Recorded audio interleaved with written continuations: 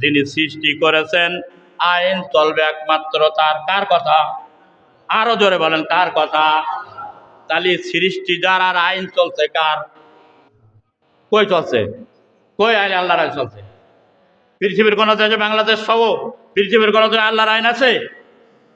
আল্লাহর আইন বলে কোনে? রাষ্ট্রীয়ভাবে যেখানে আল্লাহর আইন কায়েম আছে সেইটাই বলে আল্লাহর আইন চলছে। আমরা আল্লাহর আইনের ভিতরে পক্ষে আছি। আর আল্লাহ কয়, বাড়ি যেয়ে পড়বেন, কোরআন শরীফ যারা পড়তে পারেন, সূরা আরাফের 54 নম্বর আয়াত, আলা আলা আউল খালকু আল আমরু তাবারাকাল্লাহু রাব্বুল আলামিন। সৃষ্টি যার, আইন চলবে তার। তার কোন পৃথিবীর সৃষ্টিকার আল্লাহর। আর এই সৃষ্টির পরে রিজিক দাতাকে আল্লাহ। আল্লাহ রাব্বুল আলামিন বলতেন, তামাম পৃথিবীর যে সৃষ্টি আছে, রিজিক দেওয়ার ক্ষমতা এই পৃথিবীর কারণ নাই। একটা দেশের নাগরিকের, একটা দেশের যে নাগরিক থাকে তাদের দিতে পারে না। আর তামাম পৃথিবীর সৃষ্টি যা আছে তাদের রিজিক কেমনে দিবে? সুতরাং আল্লাহ সব রিজিক দেয়, আল্লাহর আইনে চলতে হবে। সাব্বাহা লিল্লাহি মা ফিস সামাওয়াতি ওয়াল আরদি ওয়া হুয়াল হাকিমুল খাবীর। 27 পারা 57 নম্বর সূরা হাদীদের প্রথম নম্বর আয়াত। মহান আল্লাহ রাব্বুল আলামিন বলতেন, আসমান এবং জমিনের মধ্যে যা কিছু আছে, যত সৃষ্টি আছে, সবাই তো আল্লাহ রাব্বুল আলামিনের পবিত্রতা ঘোষণা করে, তার আনুগত্য করে এবং তার প্রশংসা করে। আল্লাহ হলেন মহা প্রমোশালী। চিৎকার করে বলেন সুবহানাল্লাহ। এই আসমান আর জমিনের ভিতরে চন্দ্র, সূর্য, গ্রহ, নক্ষত্র সবকিছু আল্লাহর আইন মানে। আপনি সৃষ্টির সেরা মানুষ হয়ে আল্লাহর আইন কেন মানেন না? কেন মানেন না বলেন? কেডা স্বাধীনতার ঘোষক, কেডা স্বাধীনতার জয়, কেডা স্বাধীনতা প্রতিষ্ঠা করেছে, তাই নিয়ে তোমরা পাগল হয়ে গেছো। আল্লাহ খাওয়ায়, আল্লাহর শক্তি, আল্লাহর সব, আল্লাহর শক্তি সমারোহ, আল্লাহর দোয়ান দিয়ে কথা বলো, আল্লাহর শক্তি দিয়ে কথা বলো, আল্লাহর জীবন নিয়ে চলাই দুনিয়ায়। আর গোলামি করো মানুষের, এর না মুসলমান নয়। কোরআন সুন্নাহর ভিত্তিতে বন্ধুরা আমার, জীবন্ত কোরআনের কথা শোনা রাখুন। আল্লাহর কসম করে বলে গেলাম, আপনাদের মৃত্যু হবে, আমারও মৃত্যু হবে। আমি একদিন থাকবো না, এখানে কথাও বলবো না। মহান আল্লাহ রাব্বুল আলামিন বলতেন, তামাম পৃথিবীর যত সৃষ্টি আছে আমার আনুগত্য করে, আমার মানে। চন্দ্র যে চলে গতিপথে, সে কি বিপথে চলে কোনোদিন? কেন? উত্তর দিকতে চলার দরকার ছিল না তার? তার তো শক্তি আছে চন্দ্রর। সূর্য পশ্চিম দিকে উদয় যায়, এই অস্ত যায়, আর উদয় হয় পূর্ব দিক থেকে, ওর গতিপথে চলে। কার হুকুম মানে? আল্লাহ। দরিয়ার পানি, সমস্ত পৃথিবীর হাওয়া বাতাস একবার যদি হট্টগোল করে, আপনার যদি হরতাল শুরু করে দেয়, পৃথিবী থাকবে? থাকবে না।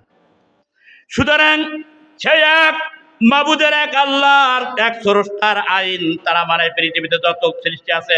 আল্লাহ পাক বললেন, এরপরে আল্লাহ পাক বলতো, আলিল্লাহি জুনুদুস সামাওয়াতি ওয়াল আরদি, জুনুদুস সামাওয়াতি ওয়াল আরদি ওয়া কানাল্লাহু আজিজান হাকীমা।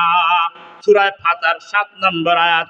মহান আল্লাহ রাব্বুল আলামিন বলতেন, আসমান জমিনের সকল সেনাবাহিনী আল্লাহর হাতের মুঠোর মধ্যে আছে, আল্লাহর আয়ত্তাধীন আছে। তিনি মহাশক্তিশালী এবং মহাকৌশলী। আসমান এবং জমিনের মধ্যে, ওই যে 7 আসমানের ওখান আরশ আজিম থেকে শুরু করে নিয়ে জমিন পর্যন্ত, ভূগর্ভ পর্যন্ত, সাগরের তলদেশ পর্যন্ত ফেরেশতা আছে না নাই?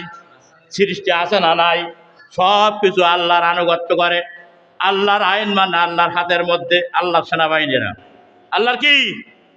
যে দেশের কর্ণধার, সেই দেশের কর্ণধারের সেনাবাহিনীর আইন মানবে না অন্য আরেক দেশের তার মানবে? কারটা মানবে?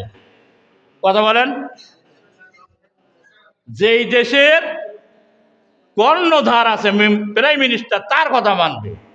অন্য দেশের প্রাইম মিনিস্টার কথা মানবে না। কেননা কি বেতন দেয়, ভাতা দেয়, খাদ্য দেয়, দেখে শোনে, এই জন্য পেনশন দেয়, এই জন্য মানবে। আর এই পৃথিবীর সমস্ত সৃষ্টি আল্লাহ সেনাবাহিনী, এরা কার কথা মানে? আল্লাহর কথা মানে। তাহলে সে তোমার খালি একটু সেনাবাহিনী বানাইছে চাকরি দিয়ে, তাই তুমি তার কথা অনুগত করো, আল্লাহরে মানো না। আর আল্লাহ তামাম পৃথিবীর এই সেনা আল্লাহর অনুগত চলে। এই সেনাবাহিনীরা অনুগত হই নাই। যে দেশের সেনাবাহিনী যদি কর্ণধার ভুল করে, তাহলে এরা আবার কি করে? হট্টগোল করে, বিদ্রোহী করে, করে তাকে খেদাই দেয়। কিন্তু আল্লাহকে খেদাবার মতন এই পৃথিবীতে কোনো সৃষ্টি আছে? আল্লাহর আয়ত্তাধীন সব।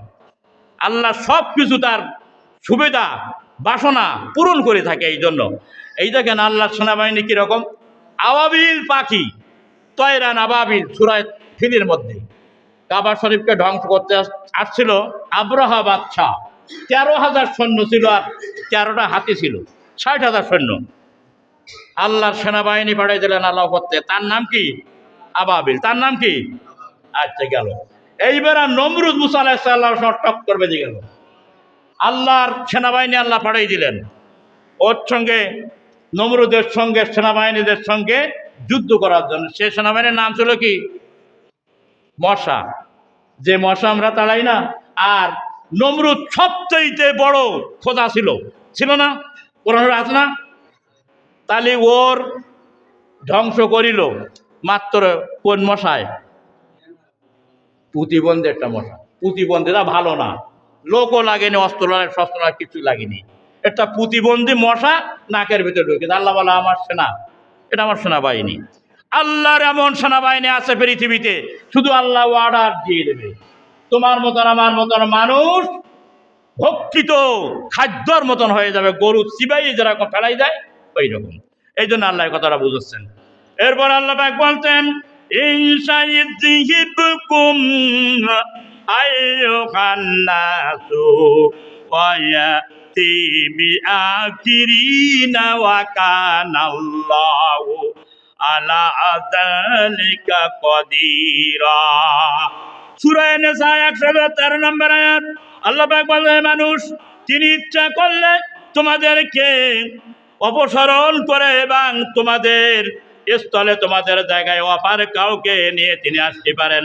আর আল্লাহ হচ্ছে এটা করতে আল্লাহর কোনো এমন কোনো পরিকল্পনা লাগে না। আল্লাহ সম্পূর্ণ হলো এনা সক্ষম। চিৎকার মেরে বলেন সুবহানাল্লাহ।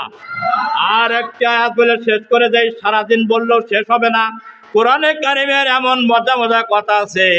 মহাসাগর ইনসা, আল্লাহ রাব্বুল আলামিন বলতে, ইয়াসাইযিবকুম ওয়া